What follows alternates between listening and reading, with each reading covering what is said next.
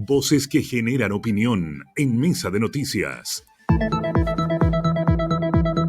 Oye, hace semanas que no nos encontramos con él y siempre es bueno que recordemos esta temática, el medio ambiente, el cuidado del planeta, las acciones que se están haciendo. Y ya lo vemos conectado en nuestro streaming y ustedes lo van a empezar a escuchar. Es el profesor Ricardo Barra, director del Centro EULA, que siempre viene con temas interesantísimos. ¿Cómo está, profesor? Parece que no nos hemos dicho feliz año. Me van a retar aquí porque sigo diciendo yo feliz año, pero feliz No, año igual. sí, pues, que sea un 2023, ojalá con mejores noticias, ¿no?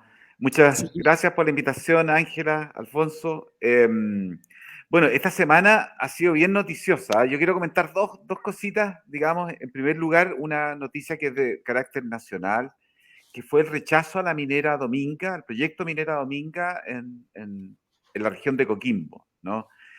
Y esto causó una serie de controversias, discusiones, y es bien interesante observar, ¿no?, que en la comunidad de la comuna donde se iba a emplazar el proyecto, que era el proyecto del puerto, ¿no es cierto?, que el puerto en la comuna de Liguera, que está en un área muy sensible ecológicamente, y ese fue el argumento que se utilizó para finalmente rechazar el proyecto en forma unánime por todos los ministros, ¿no? Tenía una comunidad de la Higuera dividida, una parte de la comunidad, incluida su alcalde, ¿no?, que quería apoyar el proyecto. Y otra parte de la comunidad, ¿no?, en general, organismos no gubernamentales, gente preocupada de los temas ambientales que rechazan el proyecto, ¿no?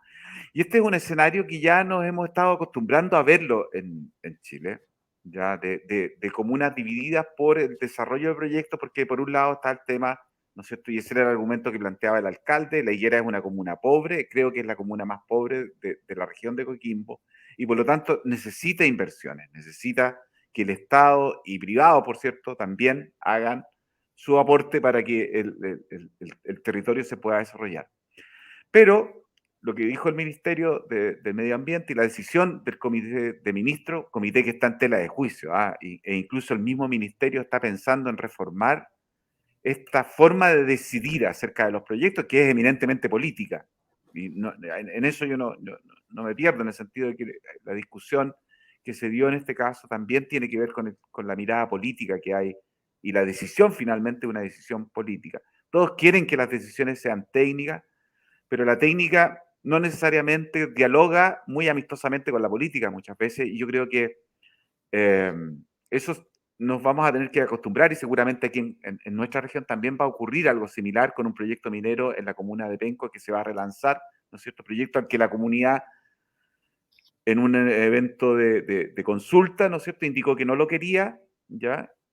Pero que probablemente ha ido cambiando, mutando el proyecto, las características que se tiene, ¿no? Y que va a producir sin duda una controversia, tensiones, ¿ya? Y esto básicamente por un problema de fondo que a nuestro juicio existe en nuestro país, que es la ausencia de instrumentos de planificación, donde podamos consensuar qué queremos hacer con nuestros territorios, qué cosas se pueden hacer en nuestros territorios de una forma armónica, que por un lado nos lleve beneficios, bienestar, economía, ¿cierto?, crecimiento, desarrollo, etcétera, y por otro lado protejamos y conservemos el patrimonio ambiental. Y este es el problema que tenemos, y este es la discusión de fondo que hay detrás de esto, es dónde se emplazan estos proyectos, ¿no? Y de qué forma aseguramos que esos proyectos se puedan desarrollar, porque necesitamos inversiones, sin duda, ya, pero de una forma compatible con las vocaciones que estos territorios tienen. Y fíjense ustedes que eso nos pone en un tremendo problema. Concepción Metropolitano, ¿no? Eh, Tenemos un plan regulador del año 2003 que se iba a reformar en 2013, se empezó a reformar en 2013, el año pasado se aprobó por el gobierno regional, o el antepasado, se rechazó finalmente, hubo observaciones de parte de la Contraloría y finalmente la Corte Suprema dijo: no, este plan no puede ir, tienen que hacer uno nuevo. 10 años. El proyecto Dominga también tardó 10 años desde que se propuso hasta que esta decisión se toma. Ya, y estos tiempos son demasiado largos, ¿no? Y esa es como una de las principales críticas que se hacen desde el mundo de las inversiones, del mundo de los negocios, ¿no? Procesos demasiado largos, procesos que finalmente tienen una decisión política, ¿no? Eh, pero que sin duda también, ¿no?, tiene que hacer pensar a nuestro sector productivo de dónde, que la localización en donde nosotros queremos hacer la actividad es súper importante, a pesar de que hoy día no tengamos instrumentos que nos impidan o permitan realizar esas actividades en el territorio. Y mientras no tengamos eso, yo creo que vamos a seguir observando este tipo de tensiones que se desarrollan en nuestros territorios. Ahí, profesor, ¿será que es muy laxa en el fondo la institucionalidad medioambiental? ¿En qué sentido? En que las empresas, por ejemplo, la empresa a cargo de Dominga decía, nosotros cumplimos con todo lo que se nos exigía, cumplimos con todo lo que, no sé, el papel X, el procedimiento X, y así muchas empresas dicen lo mismo, nosotros cumplimos con lo que hay en la legislación. Y en el fondo nos parece, como usted decía, bueno, nos parece muy extraño que finalmente se rechace algo que nosotros se cumple a cabalidad por parte del privado o de quien lleva adelante la iniciativa. ¿Se tiene que empezar a trabajar ahí desde la normativa en el fondo? Sí, sí, sin duda, digamos. Tenemos que actualizar nuestras normativas que ya se actualizaron en el año 2010 y que se está pensando de nuevo en que hay que hacer una actualización. Ya ha pasado 12 años, 13 años casi, ¿no? De esa reforma que creó el Ministerio de Medio Ambiente. Pero sin duda se requiere un cambio ahí importante y es una cuestión que nosotros desde el EULA hemos sostenido desde hace décadas. El sistema de evaluación ambiental como está establecido hoy día no da el ancho para la complejidad de los sistemas de la complejidad de los problemas que estamos enfrentando hoy día en los territorios, ya incluido cambio climático, escasez hídrica, y póngale todos los ingredientes, biodiversidad, etcétera, Y que que también, no da perdón, el profesor, ancho. y que también está súper cuestionado, así como el Consejo de Ministros también está cuestionado el SEA. Sí, po, o sea, claro, porque estamos en un periodo, ¿no es cierto?, donde toda la institucionalidad está cuestionada, ¿ya? Entonces hay mucha desconfianza de los inversores, pero también de las comunidades, ¿se fijan? Y tenemos un problema ahí que tenemos que empezar a resolver. Y yo creo que no tenemos otra vía para resolverlo sino el diálogo, ¿ya? El diálogo respetuoso, por cierto, un diálogo fructífero, un diálogo que podamos establecer y nosotros en la universidad hemos estado abiertos en ese diálogo. Ya tuvimos el otro día un seminario sobre los problemas ambientales de la región y que fue con mucha asistencia, con mucho interés, y yo creo que en ese sentido nosotros podemos servir como universidad y centros de investigación como fuentes de información, de opinión también, por supuesto, para ir ordenando un poco este escenario, porque lo que observamos es que tenemos un Estado, una organización del Estado que no da cuenta de la complejidad de los problemas que estamos enfrentando hoy día. Está demasiado segmentado en atribuciones y responsabilidades que impiden muchas veces, ¿no?, abordar los problemas con la complejidad que estos problemas tienen, digamos, ¿no? Porque no es solo un problema ambiental, es un problema económico, social, de desarrollo, de las capacidades que tienen los territorios para acoger o no determinados tipos de proyectos de inversión, etcétera. ¿Ya?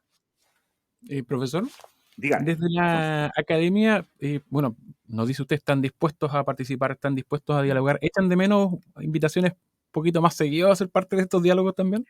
Sí, ayer tuvimos un taller muy interesante sobre el tema de la inocuidad alimentaria, la seguridad de los alimentos, ¿no? En la Facultad de Farmacia, una colega organizó una reunión, estuvieron gente del gobierno, de las empresas y de la universidad. Y justamente una de las cosas interesantes es que hubo una presentación de una colega de Europa. Y en Europa, ¿no es cierto?, que son países mucho más avanzados, tienen regulaciones un poco más estrictas que nosotros, llevan un camino recorrido más largo en la preocupación por los temas ambientales. En todos los problemas ambientales importantes o los problemas, digamos, que plantea la sociedad, siempre hay un consejo científico al lado. Siempre, ¿ya? Y en Chile eso es súper raro, ¿ya? No es muy normal que se llame o se convoque, ¿no?, a los científicos. Estás empezando a ser más frecuente hoy día y nosotros lo agradecemos, por cierto, ¿no es cierto?, que se considere la opinión de la ciencia en ciertas temáticas, pero digamos que es una cosa relativamente nueva, ¿ya? Y yo digo eso a propósito de que también la inversión que se hace en investigación todavía es muy baja, ¿no? Entonces no hay un interés mucho en desarrollar esta capacidad que tenemos como país, en particular en regiones como las nuestras, donde hay una masa crítica importante de universidades, centros de investigación, ¿no?, que podríamos hacer una contribución mucho más significativa al desarrollo de nuestra región y del país. Pero yo creo que eso está cambiando y eso me tiene optimista, Alfonso. Es decir, cada vez se está considerando más la opinión de la ciencia, se está utilizando para la toma de decisiones la información que proveen los centros de investigación que existen, la información que estos centros generan.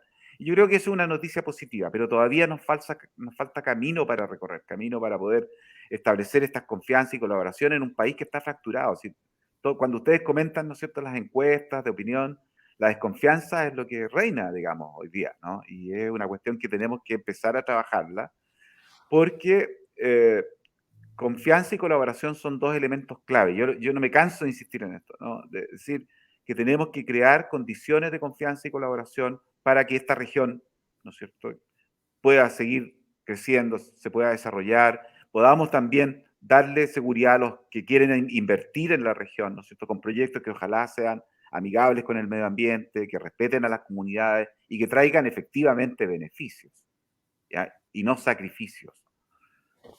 Profesor, yo sé que bueno, este tema es interesantísimo, sobre todo porque la institucionalidad es relevante en la toma de decisiones, pero quería preguntarle algo muy cortito, antes de que se nos vaya el tiempo. ¿Qué le pareció esta información acerca de este humedal artificial para justamente apoyar a las lagunas? Esa era otra noticia que quería comentar. Yo creo que Allá es vamos, muy, allá vamos. muy interesante. Muy, muy interesante.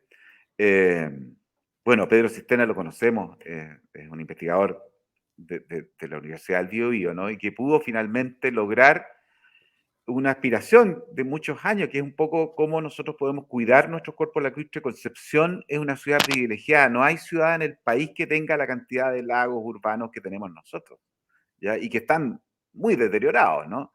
Y por lo tanto, una estrategia para poder depurarlos, mejorarlos, ¿no?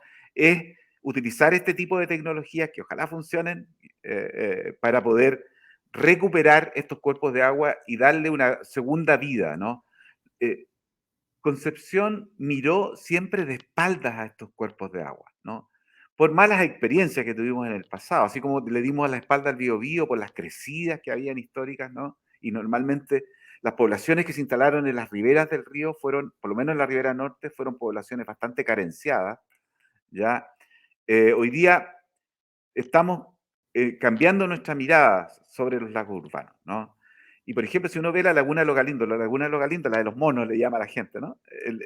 La recuperación de ese espacio ha permitido que la población pueda, los fines de semana, yo no sé si ustedes han recorrido ahí, pero hay un paseo, se ve, digamos, un espacio natural, verde, revitalizado y que ojalá, con la ayuda de estas tecnologías que se promueven desde las universidades, puedan ayudar a mejorar incluso la calidad del agua. Yo siempre que voy a las lagunas, le pregunto a mis estudiantes si les gustaría bañarse ahí. Primero si les gustaría, y todos dicen sí, porque el verano, imagínense, profe, ¿cómo no va a ser bueno bañarse? ¿Y se bañarían así como está ahora? No. ¿Ya? Entonces, tenemos que hacer un esfuerzo para poder recuperar, ¿no?, la posibilidad de salvar estos cuerpos de agua, recuperarlos para el bienestar de la población. Nos proveen una serie de servicios. Incluso, acuérdense ustedes que para el terremoto, cuando se nos cortó el agua, ¿dónde acudió la gente a buscar agua? A las lagunas, A las lagunas. A ¿no es surtirse. cierto? Entonces, si las cuidamos y mantenemos una muy buena calidad del agua, esto nos va a permitir asegurar, ¿no?, enfrentar situaciones de emergencia como terremotos y otros desastres que lamentablemente siempre ocurren, ¿no?, de una forma mucho más eficiente, de una forma mucho más sostenible. Así que yo saludo estos esfuerzos que se hacen desde las universidades, y la colaboración entre las universidades y los gobiernos locales es muy importante. Y este es un ejemplo, yo diría, de cómo avanzar en la recuperación de nuestros cuerpos de agua que van a prestar y que siguen prestando muchos servicios a la comunidad. ¿Ya? El Entonces, profesor Ricardo Barra siempre trayéndonos esta columna de medio ambiente con tantas novedades, sobre todo positivas, esto de esta laguna artificial y por supuesto también todos los desafíos que abre este rechazo a la minera dominga y como él decía, poner el ojo también en lo que va a venir para otras zonas con respecto a este balance que se tiene que hacer entre el desarrollo económico y el cuidado medioambiental, que siempre ha sido una línea que ha abordado el profesor Ricardo Barra. Profesor, queremos agradecerle, qué rico encontrarnos otra vez con nosotros y ojalá que este 2023 sigamos empujando estas temáticas porque es muy importante que las personas sepan lo relevante que es. bien, muchas gracias y Alfonso y Ángela por la invitación, y ojalá que podamos seguir encontrándonos en el futuro. Vamos a seguir, por cierto, pero Por hay muchos supuesto. temas que comentar Y yo creo que lo que mencionaba al final, Ángela, sobre esta dicotomía que hay entre desarrollo y medio ambiente, como lo dijo la ministra ayer o antes de ayer, digamos, es falso, digamos. Tenemos que trabajar en generar condiciones de desarrollo que sean armónicos con el medio ambiente, porque no hay otra forma de desarrollarse en este siglo XXI. No hay otra forma. Y un experto, Ricardo Barra, siempre conversando con el Conquistador Concepción. Que tenga buen fin de semana, profesor. Buen fin de semana también para ustedes.